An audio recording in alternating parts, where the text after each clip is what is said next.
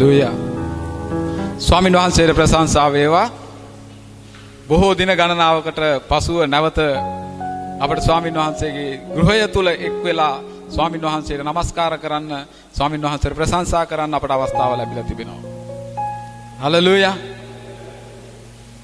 කී දෙනෙක් කැමතිද මේ විදිහට හැම ඉරිදා දවසකම රැස් වෙලා ස්වාමීන් වහන්සේට නමස්කාර කරන්න? හලෙලූයා. හොඳයි, මේ දෑත්තෝසෝපු සෑම දිනාගෙම මම ඉල්ලා සිටින්න කැමතියි. ඔබගේ මාස් එක නිවැරදිව පැලඳ ගන්න. මේ දේවල් ස්වාමීන් වහන්සේ අගය කරනවා. ආමෙන්. ස්වාමීන් වහන්සේ මේ දේවල් අගය කරනවා. අපි මේ නිවැරදි ආකාරයට නිරෝධායන කටයුතු ඒ දේවල් පිළිවෙලට කරගෙන ආවොත් අපිට දීර්ඝ කාලයක් ඉරිදා දවසේදී මෙලෙස දිගටම රැස් වෙලා ස්වාමීන් වහන්සේට නමස්කාර කරන්නට පුළුවන් වෙයි. ආමෙන්. ඔබේ විශ්වාසය? හලෙලූයා. හොඳයි, ස්වාමීන් වහන්සේට ස්තුති වේවා. අද දවසේදී ස්වාමීන් වහන්සේගේ අභිමුඛයේ ඔබ සමග උන්වහන්සේගේ වචනය කතා කරන්නට උන්වහන්සේ අද දවසේදී මාව තෝරා ගැනීම ගැන මා දෙවියන් වහන්සේට බොහෝ සෙයින් ස්තුති කරනවා. අද දවසේ මම කැමතියි ඔබත් සමග කතා කරන්නට ස්වාමීන් වහන්සේට කැප වුණා වූ ජීවිතය පිළිබඳව. ස්වාමීන් වහන්සේට කැප වුණු කිතුණු ජීවිතය, මේ කාරණාව පිළිබඳව මම කැමතියි අද දවසේදී ඔබත් එක්ක කතා කරන්න. ස්වාමීන් වහන්සේ මිනිස්යාව නිර්මාණය කළේම උන්වහන්සේට නමස්කාර කරන පිණිසයි, උන්වහන්සේට ප්‍රශංසා කරන පිණිසයි. උන්වහන්සේට ප්‍රශංසා කරන පිණිස නිර්මාණය කළා වූ මිනිසයා දෙවියන් වහන්සේගෙන් ඈත් වුණා. දෙවියන් වහන්සේට නමස්කාර කරන පිණිස මැව්වා වූ මිනිසයා තමන්ට ඕන ආකාරයෙන් කටයුතු කරන්න පටන් ගත්තා. නමුත් මගේ සහෝදරයා සහෝදරිය, ස්වාමීන් වහන්සේ ඔබෙන් බලාපොරොත්තු වෙන්නේ ස්වාමීන් වහන්සේ මහිමයට පත්වන්නා වූ ජීවිතයක් ගත කිරීම. හලෙලූයා. මේකටයි ස්වාමීන් වහන්සේ ඔබවත් මාවත් නිර්මාණය කළේ. දහසක් අතරින් ස්වාමී වූ යේසුස් නම් ක්‍රිස්තුස් වහන්සේ ඔබවත් මාවත් තෝරාගෙන පත් කරගත්තේ කිතුණුවන් හැටියට ස්වාමීන් වහන්සේට මහිමය ගෙන දෙන පිණිසයි. හලෙලූයා. මේක නිකම්ම සිදු වෙන්නේ නැහැ. ලෝකේ බොහෝ මනුස්සයන් සිටිනවා. නමුත් ඒ අතරින් ස්වාමීන් වහන්සේ තෝරාගත්තා වූ කණ්ඩායමක් උන්වහන්සේගේ සභාව වෙතට කැඳවලා උන්වහන්සේට නමස්කාර කරන පිණිස තබා තිබෙනවා. මේ වෙනුවෙන් අපිට යම් යම් කැපකිරීම කරන්නට සිද්ධ වෙනවා. මේ වෙනුවෙන් අපිට යම් යම් පූජා වීම සිදු කරන්නට සිදු වෙනවා. මේ වෙනුවෙන් යම් කාලයන් වැය කරන්නට සිද්ධ වෙනවා. ආමෙන්. ඒ දේවල් වලට ඔබ සූදානම් වෙන්න අවශ්‍යයි. කැප වුණ ජීවිතය කුමක්ද කැපවීම කියලා කතා කරන්නේ? කැප වෙනවා කියලා කියන්නේ මොකක්ද? කැප වෙනවා කියලා කතා කරන්නේ මගේ සහෝදරයා සහෝදරිය, අපි අත්හරින්නා වූ දේවල්, අපගේ ජීවිතේ අපි ආසාවෙන් අල්ලාගෙන ඉන්න සමහර දේවල් ක්‍රිස්තියානි ජීවිතය නිසා අපට අතහරින්නට සිදු වෙමි. අපි ආසාවෙන් උවමනාවෙන් අපි අල්ලාගෙන ඉන්න දේවල් කිතුණුවන් හැටියට අපිට පූජා කරන්නට සිදු වෙයි, අත්හරින්නට සිදු වෙයි. කැප කරනවා කියලා කතා කරන්නේ අන්න ඒ දේ. ආමෙන්. ඔබ අද දැන් කල්පනා කරන්න. මොහොතක් හිතන්න ඔබ ස්වාමින් වහන්සේ උදෙසා කැප වුණු ජීවිතයක් ගත කරන්නා වූ ඔබට අත්හරින්නට සිදු වෙන්නේ මොන වගේ දේවල්ද? අත්හරින්නට සිදු වෙන්නේ කුමන දේවල්ද කියලා ඔබ කල්පනා කරන්න. මගේ සහෝදරයා සහෝදරිය, කැපවීමක් අපට අවශ්‍යයි ස්වාමින් වහන්සේව සතුටට පත් කරන්න. ස්වාමින් වහන්සේ මහිමයට පත් කරන්න අපට යම් කැපකිරීම කරන්නට සිදු වෙනවා. හලෙලූයා. ඔබ හිතනවා නම් මේ ලෝකයේ ජීවිතය තමාටම ඕන ආකාරයට ගත කරන්න තමයි ස්වාමින් වහන්සේ ඔබවත් මාවත් නිර්මාණය කළේ කියලා. අපට වැරදිලා තියෙනවා. ස්වාමින් වහන්සේ ඔබව මේ මිහිපිට තැබුවෙම ස්වාමින් වහන්සේට මහිමය ගෙන දෙන ජීවිතයක් ගත කරන්න. ඒ නිසා මගේ සහෝදරයා සහෝදරිය, තමන් ආසාවෙන් සමහර විට අල්ලාගෙන සිටිය දේවල්, තමා උවමනාවෙන් රැකගෙන තිබුණු දේවල් සමහර අවස්ථාවන් වලදී අපිට පූජා කරන්නට සිදු වෙනවා, කැපකිරීමක් කරන්නට සිදු වෙනවා. ස්වාමින් වහන්සේ මහිමයට පත් කරන ජීවිතයක් ගත කරන පිණිස. හලෙලූයා. ඒකයි කැප වෙනවා කියලා කතා කරන්නේ. පූජා වීමක් කරන්නට අවශ්‍යයි. අත්තරින්නට අවශ්‍යයි සමහර දේවල්. අපි බලන්න යනවා ස්වාමින් වහන්සේගේ වචනය තුලින් මොන දේවල්ද අපිට කැප කරන්නට සිද්ධ වෙන්නේ? මොන වගේ දේවල්ද අපිට පූජා කිරීමක් හැටියට අත්හරින්නට සිද්ධ වෙන්නේ? මේ දේවල් පිළිබඳව අපි ස්වාමින් වහන්සේගේ වචනය තුලින් අපි බලමු.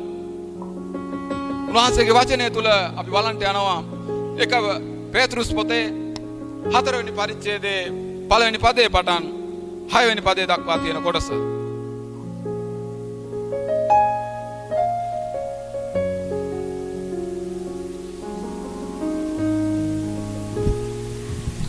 එක පේතෘස් 4 වෙනි පරිච්ඡේදයේ 1 වෙනි පදයේ පටන් 6 වෙනි පදයේ දක්වා. ඉදින් ක්‍රිස්තුස් වහන්සේ මාංශයෙන් අප උදෙසා වදමින බැවින් මාංශයේ ඉතිරිව තිබෙන කාලෙහි තවත් මිනිසයන්ගේ තෘෂ්ණා ලෙස නොව දෙවියන් වහන්සේගේ කැමැත්ත ලෙස ජීවත් වන පිණිස එම සිත ආයුධයක් කොට පැලඳ ගන්න. මක්නිසාද මාංශයෙන් වදවින තැනැත්තේ පාපයෙන් නිදහස් වී සිටි. සල්ලාලකම් වලද තෘෂ්ණාවලද බීමත්කම් වලද නපුරු මංගල්‍ය වලද මත්පැන් බීම් වලද පිළිකුල් වූ රූප වැඳීම් වලද ඇසිර අන්‍ය ජාතින්ගේ කැමැත්ත කරමින් නුඹලා ගත කළා වූ කාලය ඉතා ඇත.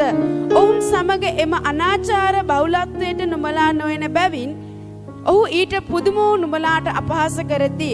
ඔවුන් විසින් ජීවතුන්ද මලවුන්ද විනිශ්චය කරන්නට සූදානම්ව සිටින තැනත් වහන්සේට ගණන් දෙන්නට වෙනවා ඇත. මක්නිසාද මලවුන්ට පවා සුභාරංචි ප්‍රකාශ කරනු ලැබුවේ ඔවුන් මනුෂ්‍යාකාරයෙන් මාංශයෙන් විනිශ්චය කරනු ලැබූ නුමුත් දේවාකාරයෙන් ආත්මයෙන් ජීවත් වන පිණිසය. හලෙලූයා. හලෙලූයා. උන්වහන්සේගේ වචනයට අනුව අපි බලන්න යන්නේ කැප වුණු ජීවිතය කොයි වගේද කියන එක ගැන. අපි කැපකිරීම කරන්න අවශ්‍ය වෙන්නේ මොන දේවල් ගැනද කියලා, මොන වගේ දේවල්ද අපි අත්හරින්නට සිද්ධ වෙන්නේ කියලා. මේ දේවල් තමයි අද දවසේ ස්වාමීන් වහන්සේගේ වචනයෙන් අපි බලන්නේ. මගේ සහෝදරයා සහෝදරිය, අපි ස්වාමීන් වහන්සේගේ වචනයට අනුව අපේ ජීවිතය හැඩගස්වා ගන්නේ නම් ස්වාමීන් වහන්සේ සතුටු වෙන ජීවිතයක් ඔබටත් මටත් ගත කරන්නට පුළුවන්කම ලැබෙනවා. එසේ නැතිව අපි අපේම ඕනෑකමට අනුව අපේ ජීවිතය ගෙවනවා නම් අපිට ස්වාමීන් වහන්සේව සතුටු කරන්නට පුළුවන්කමක් ලැබෙන්නේ නැහැ. ස්වාමීන් වහන්සේ මිනිසයා මැව්වෙම දෙවියන් වහන්සේට මහිමය ගෙන දෙන ජීවිතයක් ගත කරන පිණිස. නමුත් දෙවියන් වහන්සේගෙන් මිනිසයා ඈත් වුණා. උන්වහන්සේ එපා කියපු සමහර දේවල් කළපු නිසා ස්වාමීන් වහන්සේ වෙතට මිනිසයාට යන්න බැරිකමක් උදා වුණා. මේ දේවල් අපි ඇදහිල්ලේ මුල් අවධියේදී දෙවියන් වහන්සේ වෙතට අලුත් අවධියේදී අපි කතා කරන්නා වූ කාරණාවන්. නමුත් ස්වාමී වූ යේසුස් ක්‍රිස්තුස් වහන්සේ එදා කුරුසිය මත ජීවිතය පූජා කිරීමෙන් අනතුරුව ඔබේ මගේ පාපයට සමාව දීම කරන කොටගෙන ස්වාමීන් වහන්සේ ඔබටත් මටත් සූදානම් කර තිබෙනා වූ සදාකාලික වූ ජීවිතය අපිට ළඟා කරගන්නට උන්වහන්සේ අපිට අවස්ථාව ලබා දුන්නා. සදාකාලික ජීවිතයක් ස්වාමීන් වහන්සේ ඔබටත් මටත් ලබා දීලා තිබෙනවා. ඒ දේ අපිට අත්පත් කරගන්නට පුළුවන්කම ලැබෙන්නේ ස්වාමී වූ යේසුස් නම් ක්‍රිස්තුස් වහන්සේ තමාගේ පුද්ගලික ගැලවුම් කරුවාණන්, පාපේ ගැලවුම් කරුවාණන් කියලා විශ්වාස කරන්නා වූ අයට පමණයි. ඒකයි මම කිව්වේ ලෝකේ බොහෝ මනුස්සයන් සිටිනවා. නමුත් ඒ අය අතරින් ඔබව ස්වාමීන් වහන්සේ තෝරාගත්තේ ස්වාමීන් වහන්සේට මහිමය ගෙන දෙන්නා වූ ජීවිතයක් ගත කරන පිණිස. අපි අපිට මොන ආකාරයෙන් කටයුතු කරනවා නම් ස්වාමීන් වහන්සේ අපට තබා තිබෙනා වූ සදාකාලික වූ ජීවිතය අපිට නැති වෙන්නට යනවා. නමුත් ස්වාමීන් වහන්සේ සතුටු වන ජීවිතයක් උන්වහන්සේගේ වචනයට අනුව තමාගේ ජීවිතය හැඩගස්වා ගන්නේ නම් ස්වාමීන් වහන්සේ ඔබ වෙනුවෙන් තබා තිබෙනා වූ සදාකාලික ජීවිතයට ඔබට උරුමකම් කියන්නට පුළුවන්කම ලැබෙනවා. ඒ ස්වාමීන් වහන්සේ සූදානම් කළා වූ සදාකාලික ජීවිතය ස්වාමීන් වහන්සේ ඔබටත් මටත් ලබා දෙන්නට උන්වහන්සේ කැපකිරීම කර තිබෙනවා. මොනවද ස්වාමීන් වහන්සේ කළා වූ කැපකිරීම? බලන්න මගේ සහෝදරයා සහෝදරිය, සර්ව බලධාරී ලොව මැවුම්කාර දෙවියන් වහන්සේ, උන්වහන්සේ ස්වර්ගයේ සිටියා වූ තැනන් වහන්සේ, උන්වහන්සේ ඔබටත් මටත් තිබුණා වූ ආදරය නිසා, උන්වහන්සේ ඔබටත් මටත් කළා වූ ඒ ප්‍රේමය නිසා උන්වහන්සේ ස්වර්ගය අතහැරියා. උන්වහන්සේ පොළොවට ආවා. උන්වහන්සේ කුරුසියක් මත ජීවිතය පූජා කළා. මා කිව්වා කැපකිරීම කරන්නට සිදු වෙනවා ස්වාමින් වහන්සේ මහිමයට පත් කරන ජීවිතයක් ගත කිරීමේදී. හල්ලෙලූයා. ඒ දෙවියන් වහන්සේම ස්වර්ගය අතහැරියා. උන්වහන්සේට තිබුණා එහි සැප සම්පත් ඇතිව ජීවත් වෙන්න. නමුත් උන්වහන්සේ කුරුසය මතට පැමුණුනේ ඔබටත් මටත් ඇති ප්‍රේමය නිසා. උන්වහන්සේ කැපකිරීම කළා. උන්වහන්සේ දා කුරුසයේ ජීවිතය පූජා කළ නිසා ඔබට අහිමි වෙලා තිබුණු සදාකාලික ජීවිතය උන්වහන්සේ නැවත වතාවක් ඔබට මට උරුම කරලා දීලා තිබෙනවා. හල්ලෙලූයා. හල්ලෙලූයා. උන්වහන්සේ කැපකිරීම කළ නිසා ස්වාමින් වහන්සේ ඔබට දුන්නා සදාකාලික ජීවිතය. අද මගේ සහෝදරයා සහෝදරිය අපි ලෝකයේ ජීවිතය ගැන සිතුව ඇති. ඉන්නහා ජීවිතයක් අපට තිබෙනවා. ඒ ජීවිතය උදෙසා අපි අලුත් ඉලක්කයන් ඇති කරගන්නට අවශ්‍යයි. සාමාන්‍ය මිනිස්සෙක් හැටියට ජීවිතය ගත කරන්නේ නම් ඔබට මේ ලෝකේ සියලු සබ සම්පත් ඇතිව සතුට භුක්ති විඳලා මරණයට පත් වෙන්නට පුළුවන්. නමුත් කිතුණුවනි ඔබටත් මටත් එතනින් එහා ගිය ජීවිතයක් තිබෙනවා. ඒ තමයි සදාකාලික වූ ජීවිතය. ඒ නිසා අපට මේ ලෝකයේ සැප සම්පත් අතරින් ඔබ කැමති කරන්නා වූ ඔබ ආසාවෙන් අල්ලාගෙන ඉන්නා වූ සමහර දේවල් කැප කිරලා ස්වාමින් වහන්සේව සතුටු කරන ජීවිතයක් ගත කරන්නට අපිට සිද්ධ වේවි. හල්ලෙලූයා. ඔබ කැමතිද ඔබ සමහර ආසාවෙන් අල්ලාගෙන ඉන්න සමහර දේවල් අත්හැරලා කැප කරලා ස්වාමින් වහන්සේ සතුටු වන ජීවිතයක් ගත කරන්න? කැමති අපි අතෝසෝලා පෙන්වන්න බලන්න. හල්ලෙලූයා. උන්වහන්සේගේ වචනේ පළවෙනි පදේ තුල අපිට කතා කරන්නේ. ඉතින් ක්‍රිස්තුස් වහන්සේ මාංශයෙන් අප උදෙසා වදවින්ද බැවින් මාංශයේ ඉතිරිව තිබෙන කාලයේ තවත් මිනිස්යන්ගේ තෘෂ්ණාව ලෙස නොව දෙවියන් වහන්සේගේ කැමැත්ත ලෙස ජීවත් වන පිණිස එම සිත ආයුධයක් කොට පැලඳ ගනිල්ලා. මක් නිසාද? මාංශයෙන් වදවින්ද තැනැත්තේ පාපයෙන් නිදහස් වී සිටී. හල්ලෙලූයා. මාංශයෙන් වදවින්ද තැනැත්තා උන්වහන්සේ නිදහස්ව සිටිනවා. ආමෙන්. උන්වහන්සේ මාංශය තුල වදවින්ද කුරුසියක් මත ජීවිතය පූජා කළා. ඒ පූජාවම ඇති මුළු මනුස්ස සංහතියේම ගැලවීම උදෙසා එය පිළිගන්නා වූ කෙනෙක් සිටීද ඔවුන්ට සදාකාලික ජීවිතය උරුමයි. ආමෙන්. ඒ පූජාවීම පිළිගන්නා වූ යමෙක් සිටීද ඒ සියලු දෙනාටම සදාකාලික ජීවිතය උරුමකම් කියන්නට පුළුවන්කම ලැබෙනවා. එනිසා මේ දේ අපි සිතට අරගෙන මාංශයේ ඉතිරිව තිබෙන කාලයේදී තවත් මිනිස්යන්ගේ තෘෂ්ණාව නෙව දෙවියන් වහන්සේගේ කැමැත්ත ලෙස ජීවත් වෙන්න අපි සිතට ගන්නට අවශ්‍යයි. මිනිස්යන්ගේ කැමැත්ත ලෙස නෙවෙයි ස්වාමින් වහන්සේව සතුටු වන්නා වූ ජීවිතයක් ගත කරන්න ඔබත් මමත් අද දවසේදී සිතට ගන්න අවශ්‍යයි. ස්වාමින් වහන්සේ මහිමයට පත් කරන්නට නම් අපේම කැමැති දේවල් අපිම ආසා කරන්නා වූ දේවල් අත්හැරලා ස්වාමින් වහන්සේගේ වචනයට අනුව අපේ ජීවිතය හැඩගස්වා ගන්නට ඕනේ. අපි දෙවියන් වහන්සේගේ වචනේ තවත් පදයක් වෙතට යොමු වෙන්නට සූදානම් වෙනවා. රෝම පොතේ 6 වෙනි පරිච්ඡේදයේ 10 වෙනි පදේ අපි බලමු. ඒ ස්ථානයේ කතා කරනවා ක්‍රිස්තුස් වහන්සේ අපේ පාපය උදෙසා කුරුසියේ මල බව. මක්නිසාද උන්වහන්සේ මැරුණු මරණයෙන් එකවරක් පාපයට මලසේක නමුත් ජීවත්වන ජීවිතයෙන් දෙවියන් වහන්සේට ජීවත්වනසේක. හල්ලෙලූයා. උන්වහන්සේ කුරුසියේ මරණයට පත් වුණා. නැවත ජීවත්වන ජීවිතය සදාකාලයේ උදෙසා ස්වාමින් වහන්සේ තුල ජීවිතය ගත කරනු ලබනවා.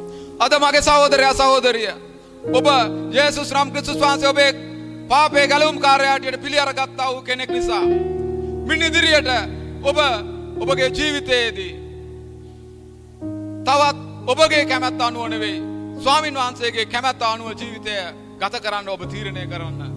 එවිට ස්වාමින් වහන්සේ ඔබ වෙනුවෙන් තබා තිබෙන ඒ සදාකාලික වූ ජීවිතය කරා ගමන් කරන්නට අපට අවස්ථාව ලැබෙනවා වගේම ස්වාමින් වහන්සේ මහිමයට පත් කරන ජීවිතය ගත කරන්න අපිට පුළුවන්කම ලැබෙනවා. මේ යේසුස් නම් ක්‍රිස්තුස් වහන්සේ කුරුසේ මල නිසා කුරුසේ මරණයට පත් වුණ නිසායි මේ වරප්‍රසාදය අපට ලැබී තිබෙන්නේ. ඇයි මම මේ දේවල් කතා කරන්නේ අද? මගේ සහෝදරයා සහෝදරිය.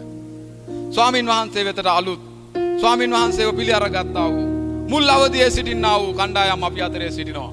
ඒ නිසා මේ දේවල් අපිට දැනගන්නට අවශ්‍යයි. එතනින් එහා දෙයක් ගැන අපිට කතා කරන්න. මිනිස්යන්ගේ තෘෂ්ණාව ලෙස ගමන් කරන්නේ නැතිව ස්වාමින් වහන්සේගේ කැමැත්ත ලෙස අපේ ජීවිතය හැඩගස්වා ගනිමු. උන්වහන්සේගේ වචනය එකයි කියන්නේ. දෙවැනි පදයේ අවසානයට එනකොට මක්නිසාද මාංශයෙන් වඳවින්ද තැනැත්තේ පාපයෙන් නිදහස් වී සිටි. තුන්වෙනි පදයට එනවා සල්ලාලකම්ද තෘෂ්ණාවද මේ විදිහට කතා කරන මගේ සහෝදරයා සහෝදරිය ස්වාමින් වහන්සේ අකමැති කාරණාවන්. බීමත්කම්ද නපුරු මංගල්‍යවලද මත්පැන් බීම් වලද පිළිකුල් වූ රූප ඇදහිම් වලද හැසිර අන්‍ය ජාතීන්ගේ කැමැත්ත කරමින් නුබලා ගත කළා වූ කාලය ඉතා ඇත. ඔවුන් සමග එම අනාචාර බහුලත්වය නුබලා නොයන බැවින් ඔවුහු ඊට පුදුමව නුබලාට අපහාස කරති. හල්ලලූයා. කිතුණු ජීවිතය ගත කරන වෙලාවේදී මං කිව්වා අත්හැරීම් එහෙම නැත්නම් කැපකිරීම කරන්නට සිද්ධ වෙනවා. එවැනි අවස්ථාවන් වලදී ඔබ කිතුණුවන් නිසා ඔබ අත්හරින්නා වූ යම් යම් දේවල් නිසා පාපේ කාරණාවන් අපි අත්හරින නිසා ස්වාමින් වහන්සේ අකමැති දේවල් අපි අත්හැරලා ස්වාමින් වහන්සේගේ වචනේ උන්වහන්සේ කැමති දේවල් අල්ලාගෙන අපේ කිතුණු ජීවිතය හැඩගස්වා ගන්නා නිසා උන්වහන්සේගේ වචනේ තුල අපිට තුන්වෙනි පදයේ අවසානයේ එනකොට කියනවා ඒ අය අපට විරුද්ධ වෙනවා. ඔවුන් සමග එම අනාචාර බහුලත්වයට නුබලා නොයන බැවින් ඔවුහු ඊට පුදුමව නුබලාට අපහාස කරති. මේ කිතුණු ජීවිතයේදී ඔබට යම් අපහාස කිරීම කරනවා ඇති. ලෝකේ මිනිස්සයා ඔබට යම් විදියක ප්‍රතික්ෂේප කිරීම කරනවා ඇති. මේ දේවල් කරන්නේ ඇයි? ඔවුන් ඒ දේවල් කරන්නේ ඔවුන් සමග ඔබ තවමත් ඒ පාපේ ජීවිතය ගත කරන්නට යන්නේ නැති නිසා. ඔබේ යහපත්කම තුල ඔබේ ධර්මිෂ්ඨ ජීවිතය තුල ඔබගේ වෙනස් වුණා වූ ජීවිතය තුල අනිත් මිනිසයන් පාපය තුල ජීවත් වෙනවා කියන කාරණාව එලිදරව් වෙනවා. ඔබ යහපත්කම් කරන නිසා ඔබ ධර්මිෂ්ඨ වූ ජීවිතයක් ගත කරන නිසා අනිත් අයගේ වැරදි එලිදරව් වෙන්න පටන් ගන්නවා තමුන්ගේ යහපත් ජීවිතය තුලින්. හල්ලෙලූයා. ඒ නිසා තමයි මගේ සහෝදරයා සහෝදරිය අනිත් අය ඔබට අපහාස කරනු ලබන්නේ. ලෝකයා ඔබට අපහාස කරන්නේ ඔවුන්ගේ වැරදි ක්‍රියාවන් වලට, ඔවුන්ගේ පාපිෂ්ඨ අදහසට, ඔවුන්ගේ පාපිෂ්ඨ මාර්ගයට ඔබ යොමු වෙන්නේ නැති නිසා ලෝකයක් අපට විරුද්ධ වෙනවා. ලෝකයක් අපට අපහාස කරනවා. ඇයි? ඔවුන්ගේ ජීවිතය සමග අපි ගැලපෙන්නේ නැති නිසා. පාපිෂ්ඨ ජීවිතයට අපි යොමු වෙන්නේ නැති නිසා ඔබටත් එවැනි අපහාස කිරීම සිද්ධ වෙනවා ඇති. හල්ලෙලූයා. එවැනි අවස්ථාවන් වලදී අපිට පුද්ගලයා නොවේ, අපිට ඒ පුද්ගලයාගේ ඒ පාපිෂ්ඨ සිතුවිල්ල, පාපිෂ්ඨ අදහස, පාපේ කාරණාව අපිට අත්හරින්නට සිද්ධ වෙනවා. ආමෙන්. ස්වාමින් වහන්සේ සමග ගමන් කරන්නා වූ මේ ක්‍රිස්තියානි ජීවිතයේදී, ස්වාමින් වහන්සේ සමග ගමන් කරන්නා වූ මේ ධර්මිෂ්ඨ ජීවිතයේදී ඔබටත් මටත් විරුද්ධව යක්ෂයා පොරබදිනවා. යක්ෂයා අපව නපුරා අපව ස්වාමින් වහන්සේගෙන් ඈත් කරන්න විවිධ ක්‍රම උපායන් යොදනවා. ඒ නිසා ඒ වෙනුවෙන් පාවිච්චි කරන්න යන්නේ දුරින් සිටින්නා වූ පුද්ගලයා නොව ඔබ ළඟ සිටින්නා වූ ඔබේම අසල්වාසියා වෙන්නට පුළුවන්. ඔබ ළඟ සිටින්නා වූ ඔබේම සහෝදරයා සහෝදරිය වෙන්නට පුළුවන්. පවුලේ හිතවතා ඥාතියා වෙන්නට පුළුවන්. නමුත් මගේ සහෝදරයා සහෝදරිය, ඔබ පුදුමයට පත් වෙන්න එපා මේ කාරණාව ගැන. උන්වහන්සේගේ වචනේ කියනවා ඔබට විරුද්ධව අපහාස කරන්නේ ඇයි? ඔබ ඔවුන්ගේ පාපය සමග සම්බන්ධ වෙන්නේ නැති නිසා. ඔබේ ධර්මිෂ්ඨ ජීවිතය තුලින් අනිත් කෙනාගේ පාපය එළිදරව් වෙන නිසා මේ විදිහට ලෝකයා අපට විරුද්ධ වෙනවා. හලෙලූයා. ලෝකයා ඔබට විරුද්ධ වෙන විට ඔබ සතුටු වෙන්න හේතුව තමයි ස්වාමින් වහන්සේ සමග ගමන් කරන්නා වූ මේ ධර්මිෂ්ඨ ජීවිතය තුලින් ඔවුන්ගේ වැරදි පෙනෙන නිසායි ඔබට විරුද්ධ වෙන්නට යන්නේ. ඔවුන් ගැන යාඥා කරන්න. ස්වාමිනී, ඔවුන්ටත් අපට ලබා දුන්නා වූ ගැලවීමේ ප්‍රීතිය, ඔවුන්ටත් අප ලබා ගත්තා වූ සදාකාලික ජීවිතය ලබා ගන්නට ඔවුන්ටත් අවස්ථාව දෙන්න කියලා ඔවුන් ගැන අනුකම්පාවෙන් යුක්තව ඔබ ස්වාමින් වහන්සේගේ අභිමුඛත්වයේ යාඥා කරන්න. හලෙලූයා. හලෙලූයා. අපි පස්වෙනි පදයට යමු වෙනට යන මේ අවස්ථාවේ. එතන කියනවා ඔවුන් විසින් ජීවතුන්ද මලවුන්ද විනිශ්චය කරන්නට සූදානම්ව සිටින තනන් වහන්සේට ගණන් දෙන්න වෙනවා ඇත. මලවුන් සහ ජීවතුන්ව සිටින්නා වූ සියලු දෙනාම විනිශ්චය කරන්නා වූ ස්වාමී වූ යේසුස් නම් ක්‍රිස්තුස් වහන්සේ ඉදිරියේදී යම් දවසකදී ඔවුන්ට ගණන් දෙන්නට සිද්ධ වෙනවා. යම් දවසකදී ඔවුන්ට ගණන් දෙන්න සිද්ධ වෙනවා. ඒ නිසා මගේ සහෝදරයා සහෝදරිය, කිතුණුවන් වන ඔබත් අන්‍යයන් මේ සියලු දෙනාම විනිශ්චය කරන්නා වූ දවසක් ස්වාමින් වහන්සේ තබා තිබෙනවා. ඒ දවසේදී අපට ගණන් දෙන්න සිද්ධ වෙනවා.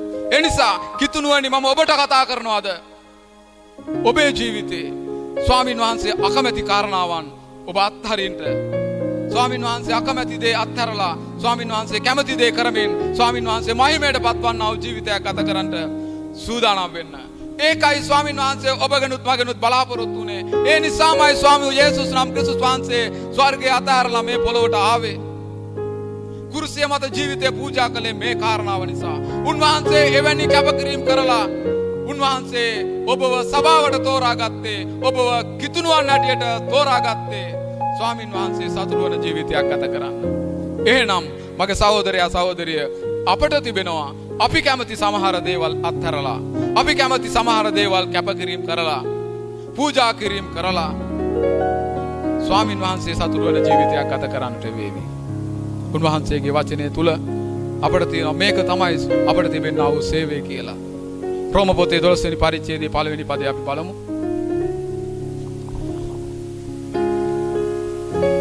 රෝම පොතේ 12 වෙනි පරිච්ඡේදයේ 1 වෙනි පදය. එබැවින් සහෝදරයනි, නුඹලාගේ ශරීරයන් ජීවමාන වූ ශුද්ධ වූ දෙවියන් වහන්සේ විසින් පිළිගත හැකි වූ යාගයක් කොට ඔප්පු කරන හැටියට දෙවියන් වහන්සේගේ දයාවන් නිසා නුඹලාගින් ඉල්ලමි.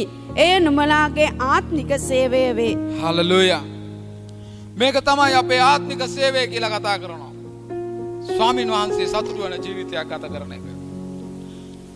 අපේ අවයවයන් ස්වාමින් වහන්සේ සතුටු වන දෙයට අපි යොමු කරන්නට අවශ්‍යයි. නුඹලාගේ ශරීරයන් ජීවමාන වූ ශුද්ධ වූ දෙවියන් වහන්සේ විසින් පිළිගත හැකි වූ යාගයක් කොට ඔප්පු කරන හැටියට දෙවියන් වහන්සේගේ දයාව නිසා නුඹලාගෙන් ඉල්ලමි.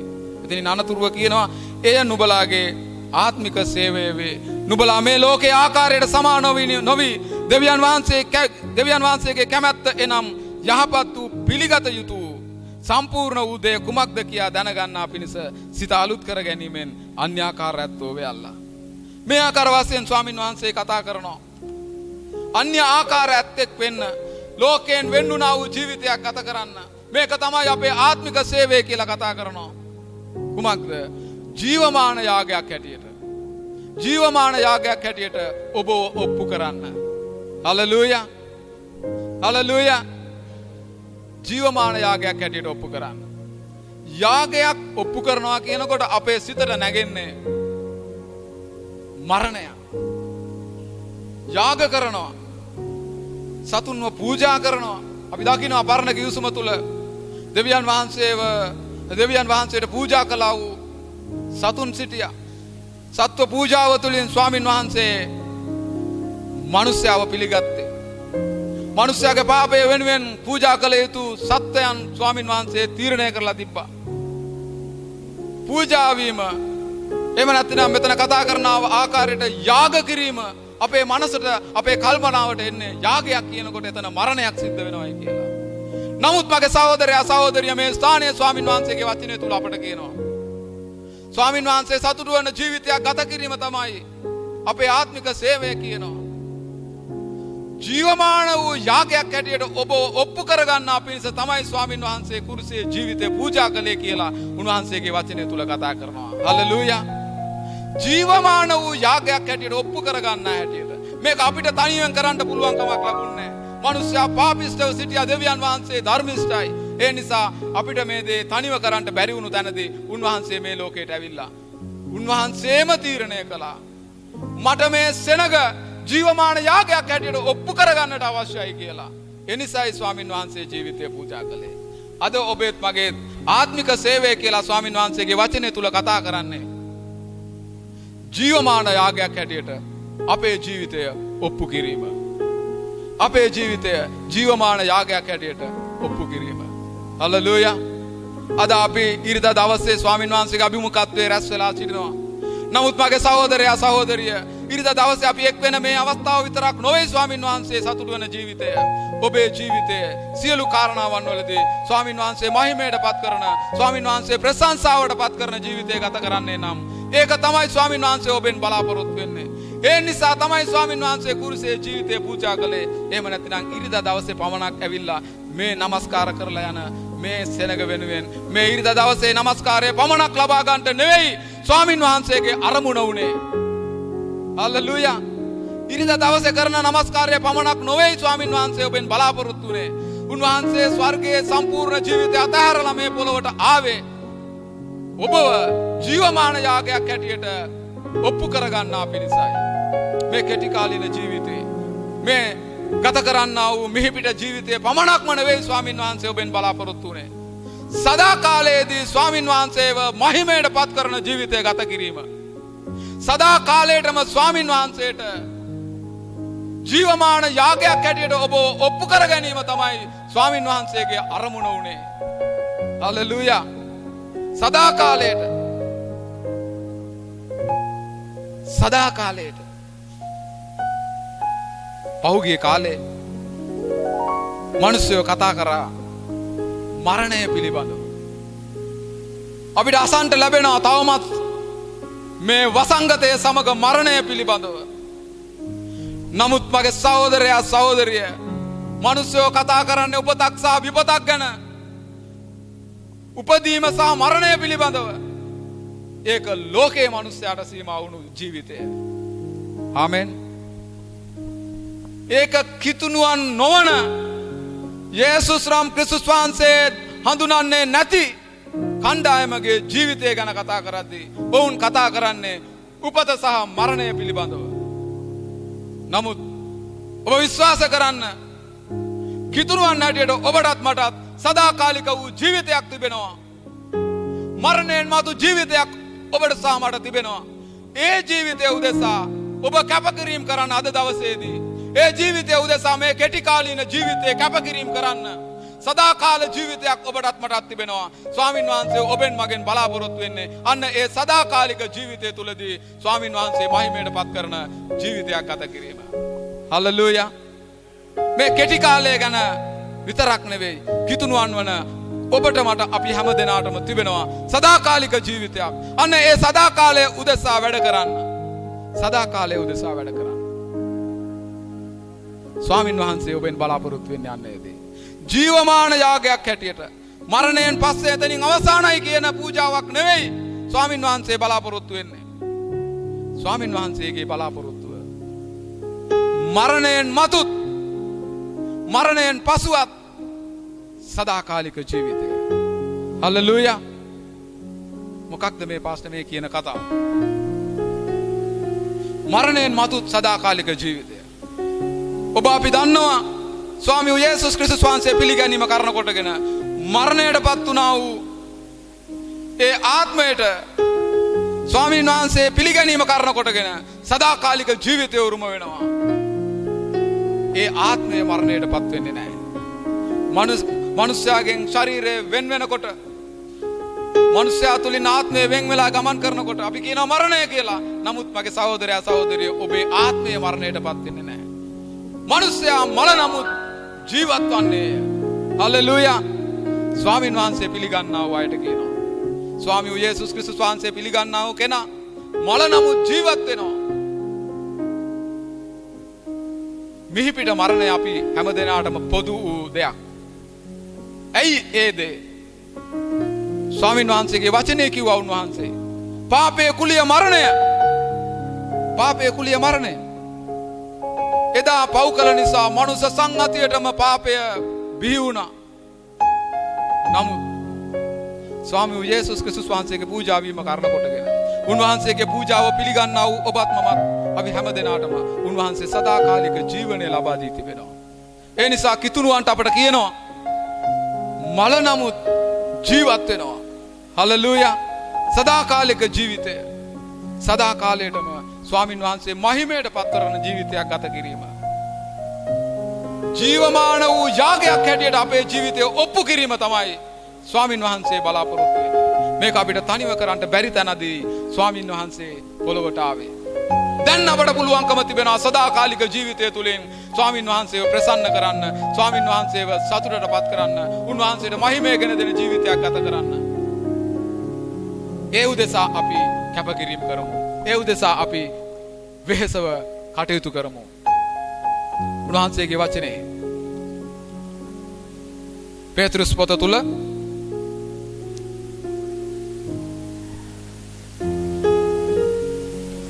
හයවෙනි පදයට අපි යොමු වෙනවා.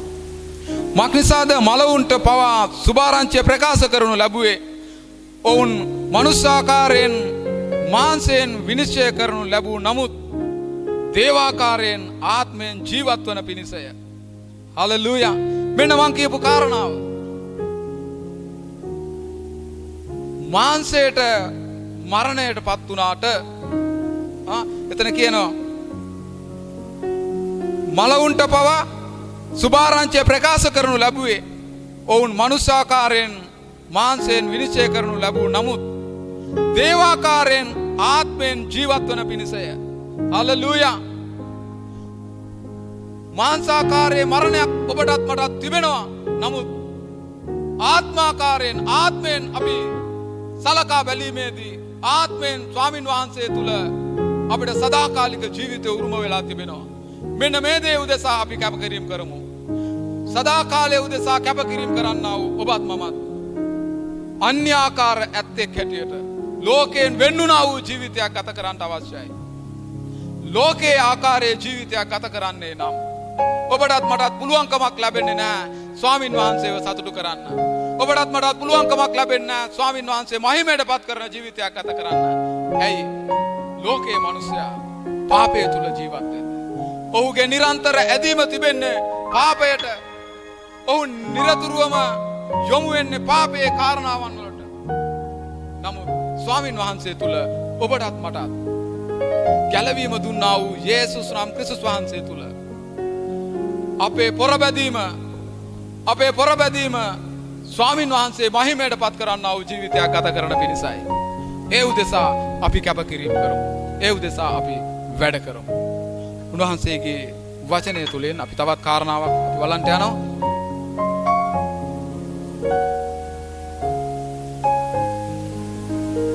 රෝම පොතේ 12 වෙනි පරිච්ඡේදයේ 2 වෙනි පදය අපි බලමු.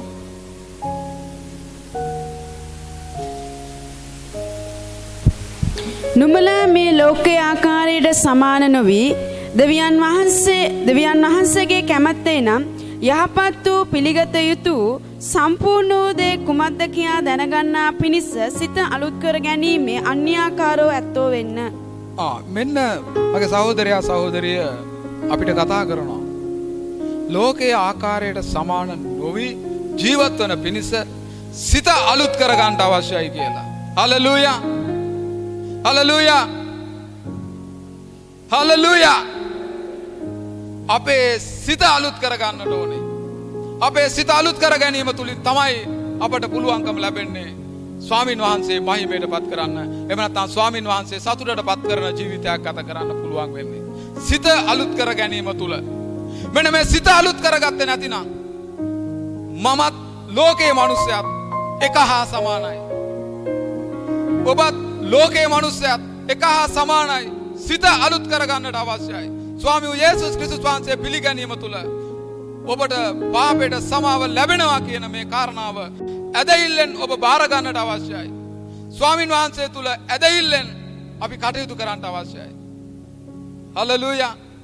මේ සිත අලුත් කරගත්තේ නැතිනම් අපට පුළුවන්කමක් ලැබෙන්නේ නැහැ ස්වාමින් වහන්සේ මහිමයටපත් කරන්න. එහෙනම් මගේ සහෝදරයා සහෝදරිය සිතැඟි කල්පනාවන් සිතේ දේවල් අපි අලුත් කරගන්නට ඕනේ. අපි අලුත් කරගන්න ඕනේ. සිතන ක්‍රමයේ වෙනසක් අපි ඇති කරගන්නට ඕනේ. මේ විදියට ස්වාමින් වහන්සේ සතුටු වන ජීවිතයක් ගත කරන්න නම් සිත අලුත් කරගන්නට අවශ්‍යයි. කෙලෙසද අපි සිත අලුත් කරගන්නේ? මෙන්න ස්වාමින් වහන්සේගේ වචනය අපට දීලා තියෙනවා අපේ සිත අලුත් කරගන්න පිණිස. හලෙලූයා. හලෙලූයා. සිත අලුත් කරගන්න පිණිස වචනය අනුව අපි ජීවත් වෙමු. වචනය තිබෙනවා. කොතනද අපේ සිත අලුත් වෙන්නට අවශ්‍ය කරන්නේ? මොන දේවල්ද අපි අත්හරින්නට අවශ්‍ය කරන්නේ? මොන වගේ දේවල්ද අපි අල්ලා ගන්න ඕන කරන්නේ? මේ දේවල් කතා කරන්නේ ස්වාමින් වහන්සේගේ වචනය. වචනය තුල අපි ජීවත් වෙමු. ආමෙන්. මේ වචනයයි අපි කතා කරන්නේ. ඒ වචනේ සමහර දේවල් ඔබ අල්ලා ගන්න. අද දවසේදී ඔබට ස්වාමින් වහන්සේ කතා කරන්නේ කුමක්ද?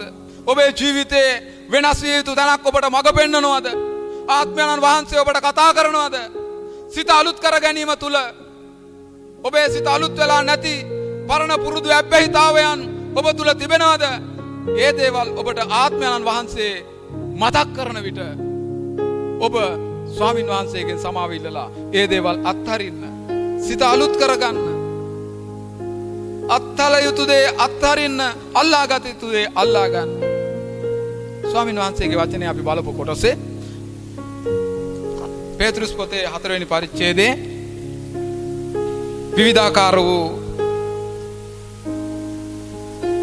දෙවියන් වහන්සේ අකමැති පාපේ කාරණාවන් කිහිපයක් කතා කරනවා.